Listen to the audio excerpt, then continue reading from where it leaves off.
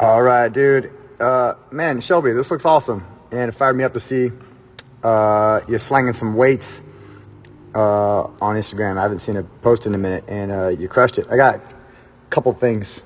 So for the snatch, the clean, the jerk, you want to keep it pretty simple.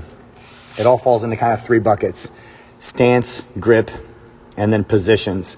If you can get your stance or your footwork dialed in, your grip and your arm path dialed in, and then consistency with your positions, that's going to be kind of like square one. And then you look at like timing, rhythm, and acceleration. But first of all, the feet in your setup look pretty good. They're under the hips. This is what you call your jumping stance or your driving stance.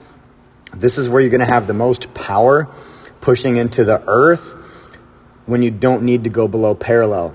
And so the ground is actually power source number one. So you're going to utilize the ground to create speed and height on the barbell. And then you're going to use that speed and height to buy you time to pull down and around. So the other thing with the feet is you do want to make sure that you move them. They need to leave earth to make sure that you can utilize the bar as your second energy source and pull down and around. It's going to be really hard to pull under a bar if your feet stay on the ground. If your feet don't move, it's a good sign that you're trying to pull the bar up to you instead of jumping it past your belly button and then pulling your body down and around the bar. So overall though, man, your shapes look really nice. When it comes to the grip, you are going to want to use a hook grip. So if you can see on this video, you see that your thumb is over your fingers. You actually want your thumb deep over the bar and then your fingers wrapped around that thumb. That's going to help guarantee, or not guarantee, but help make sure that you're not over clenching or over pulling with your arms. You want to think about those arms as ropes and your hands as hooks. Your arms have an important job, and that's to pull you down, not to pull the bar up. So if you start with a hook grip, it will minimize any flexing or rigidity in the arms so that you save your contraction in the arms to pull down. If they're already squeezing tight, they won't be there when you need them to pull under in that final phase. So that looks good. Positions here. So this blue line, that's kind of like your midline roughly. You have a nice neutral head for what we would have for like a deadlift. But for the clean or for the snatch, you're actually going to have the hips like a little bit lower, and you're going to have your eyes neutral, means on the horizon for Olympic lifting. That's going to help lock in your proprioception, which when you leave earth and then pull down quickly, that will tell your body like, hey, I trust where I am and I can commit to where I'm going. But it's a much lighter load than a deadlift. So you don't need this neutral spine bracing that you have for a deadlift because the force to velocity ratio is like kind of different than a deadlift. So you're not trying to like set your CNS up for success. As long as you have a neutral spine, you're going to be good to go there. Also with the lower hip, you're not J-hooking your neck if you have your eyes on the horizon. And actually halfway up in the lift, your eyes naturally go to this position here. So see where your gaze is. Just start there. That way you're not moving your head during the movement. So lock it in there and then keep it there. Cool. Let's see. I'm going to take these lines away really quick. So when you come off the floor, try not to jerk it off of the floor. You can't make the lift below the knees, but you can miss it below the knees by adding too much speed. Below the knees should be smooth or patient, and it sets you up for acceleration above the knees. So from here, you want the shins vertical, check, looking good there. You want your feet balanced, so I'd like a little more weight in your toes, so just push your whole foot in the floor.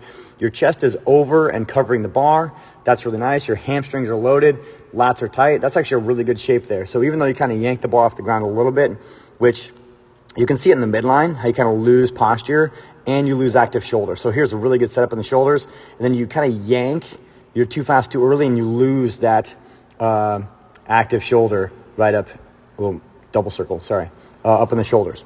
All right, cool. Then you go here. Next thing is I want you to make sure that for the clean, you think about jumping the bar. Don't hinge and then squat.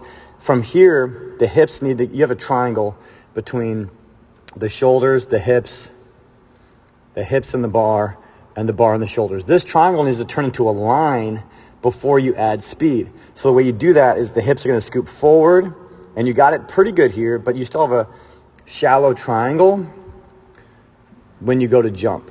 So what you want is for the hips to get a little farther forward, the chest a little more upright, and then the jump is going to be as vertical as possible. And what you'll see is the bar stays closer instead of swinging away from the body a little bit. But this position is what we call the finish. So you're extended at the ankles, extended at the knees, extended at the hips. It's called the finish or the jump or triple extension. That's really nice, but you shouldn't have the arms bent yet. This means that you're pulling the bar up instead of pulling your body down. So if you get to this position with your arms straight, you're looking good. And then the feet are gonna move at the same moment that you pull yourself under. See how the feet didn't move? So you go to pull under, but you have to keep pulling with the arms, pulling the bar up because you don't have any depth. Also, when the feet move out to about shoulder width, your normal squat width, you're gonna have room to receive it either at a full depth below parallel. Obviously, you're doing power cleans here, but it's still gonna make for a much more stable receive position. So overall, dude, though, that's badass. So if this is a live session, I would keep it simple. I would say hook grip, eyes up, move your feet. You're so freaking strong and fast, dude. It fires me up. I like it. And then what you'll see, oh yeah, let's go to this really quick. Okay, so the last one, you're too tired from pulling the bar up, and so you can't get your elbows around fast enough, and that's why this one fell short. It's not that you didn't have enough speed or height on the bar.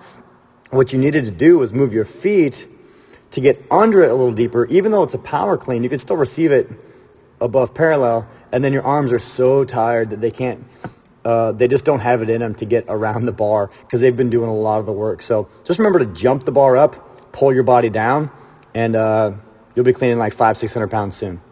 Maybe not that, but who knows. All right, dude. Hey, good stuff. Let's party soon. Peace.